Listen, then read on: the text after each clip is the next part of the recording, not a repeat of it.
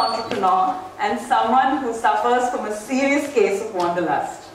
I have a passion to explore and experience cultures from around the world. I have been blessed to have been born into a family that encouraged this wanderlust in me. As already introduced, I am a proud daughter and granddaughter of two highly decorated army officers. I have been blessed that my parents, right from my childhood, constantly encouraged me to do the different and charter the unexplored. My childhood was spent running around the obscure valleys of maybe Ladakh in Jammu and Kashmir, or amidst the tea gardens near Wellington, or driving past the sand flats of the Run. The mountains always amazed me, and if not waking up to views of the mountains, I remember having spent hours pondering over contour maps of the Himalayas. I have always been amazed to see the level of diversity that our country holds. Diversity in terms of people, language, cuisine, landscape, and it makes my heart swell with pride to realize how fortunate I have been to experience all of this firsthand. It was in 2014, during one of my stints to Ladakh, where I spent 2 weeks volunteering. I spent those 2 weeks trekking up into the mountains, staying in villages with local communities, interacting with villagers on a first-hand basis. The innocence, the warmth and affection that they showed me, and the strength with which they carried on with their lives made me realize that this is where the true India lay. This is the real essence of India that lies tucked away in the mountains, away from this maddening rush of the cities. This is the India that I wanted to showcase to the world. I think those 2 weeks were life-changing for me. I realized how important it is for all of us to travel out of our comfort zones to know yourself better as a person. This inspiration made me want to realize that I would want to showcase the beauty of the Himalayas and its people to the world. I want people to come and listen to folk tales narrated by village elders by a bonfire, walk past an orchard and pluck fresh fruit, or get your hands soaked in with spices to learn how to cook a local delicacy. These are the experiences travel is supposed to give you, and these are the memories that you would cherish for a lifetime. I set up Offbeat tracks in 2016 with the vision to promote experiential travel and showcase the beauty of the Himalayas and its people to the world. I traveled myself extensively across the mountains, often having mishaps of my own, to develop a network of entrusted individuals who shared the same passion as I did, the passion of showcasing their culture to the world. I have been fortunate enough to have met such beautiful people during my journey, whom I now come to call as family. And I can proudly say that I have family right from the remote passes of Ladakh to the wild jungles of Nagaland. Eventually, I also got to realize that I can use this model of travel to build infrastructure in the Himalayas. As of 2017, only 68% of villages in Jammu and Kashmir were electrified. The remaining villages often lay in remote, hard to access, but extremely picturesque parts of the mountains. What you see before you now is an image of a typical village in Ladakh. Gorgeous, scenic, by the banks of the Indus, a typical Ladakhi village has a central village unit and multiple peripheral clusters. Each peripheral cluster is called a dhok. The sizes of these dhoks vary. They can be as small as a single home or a small cluster of about 10 to 12 homes with a monastery. The distances of these dhoks can vary a lot too. The closest dhok was about a 5-minute run uphill, and the furthermost was a 6-hour trek uphill. Although the government has done a commendable job in electrifying these remote villages, a lot of these smaller clusters do tend to get neglected in the larger scheme of things. Now what you see here before you is an image of a simple home in a dhok. A modest structure built of stone and wood. This is about 12 by 12 in size, with a little door and a window that only serves as the source of input for light and ventilation. People in this part of the world are solely dependent on kerosene and firewood for energy. These fuel sources, as we know, have adverse effects. Respiratory tract illnesses and carbon monoxide poisoning are a few side effects that leave the young and elderly extremely vulnerable. A simple solution we figured to mitigate this problem was to use what Ladakh was abundantly blessed with: solar energy.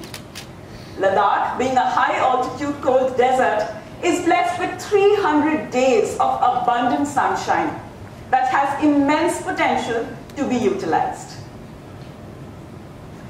In July 2017, me and a group of 14 volunteers set out on a mission to gift the joy of light to a village in Ladakh.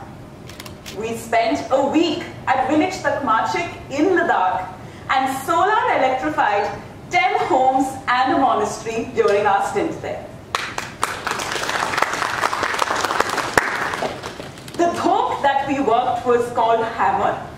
Hammer lay at an altitude of 11,500 feet above sea level, and it took us 3.5 hours to trek to get to Hammer. Our unit was simple. We had a solar battery attached to an LED light strip and 2 USB charging ports. Although extremely satisfying, we did face a few roadblocks during our mission. To begin with, at the very last moment, in fact at Delhi airport to be precise, our batteries were denied permission to be flown from Delhi to Leh. After a lot of running around, we finally got to get our batteries into Leh. It took us 7 days by road. Once in Leh, we had to move our equipment, which weighed over 100 kgs, by road and foot to base camp. Base camp at Hammer, being at an altitude, again, of 11,500 feet, as I said previously, was not an easy task. This is the kind of terrain that we had to trek through. This feat was accomplished by the help of the local villagers and 2 very trusted donkeys. I am going to leave you with a few visuals now of the fruits of our labor.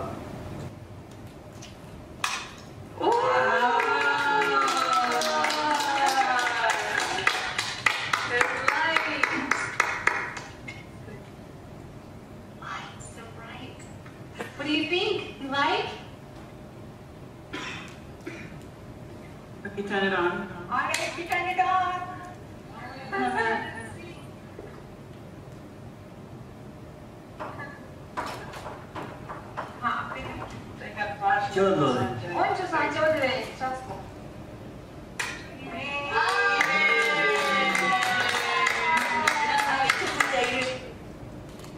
That smile that comes on the face of this proud owner when she turns the lights on at her home for the first time is a feeling that cannot be put into words. It is an experience. Unlike a conventional holiday to Ladakh, which is on the bucket list of many these days, our experience was quite different. We stayed with local families at their homes, whom I've come to call my own now, trekked into the mountains, meditated at a 14th century old monastery, learned how to cook local Ladakhi food, and looked at the millions of stars that illuminated the Ladakhi night sky. Now that is what I call as an experiential vacation. With our vision of experiential travel and generating rural employment, we have been able to light up the lives of so many communities across the Himalayas. Our model of tourism has its impact far entrenching into multiple facets. To begin with, by staying with rural families, we are supplementing the rural service provider with an additional source of income. For perspective, our group, having spent a week at Takmachik, increased the earnings of the village by 1 lakh rupees. Lastly, there is also a newfound sense of pride that the rural service provider has when he sees people from across the world wanting to come and look at his culture. आपके घर में जो रोशनी आएगी उससे आपकी जिंदगी में क्या परिवर्तन आएगा? उसमें हम तो ऐसे महसूस करते हैं कि हम एक अंधा आदमी को आंख मिल गया, उसी के बराबर हमें महसूस फील करना है। क्योंकि हम जो नंगा बत्ती, जो तेल वाले केरोसिन वाले बत्ती से हम गुजरा करते थे, इसलिए सबसे बढ़िया हमें खुशी है आप लोगों की जो वॉलंटियर टीम्स है, आप लोगों का बहुत बहुत शुक्रगुजार हूँ। हमें बिल्कुल आप लोगों की जो हेल्प है कि हमें कई जिंदगी में जब तक डेथ नहीं होगा तब तक हम बिल्कुल याद करें। हम भी आपके शुक्रगुजार हैं, हमें ये मौका मिला कि हम भी आपको दे सकें। So he says, getting light is like giving an eye to a blind person.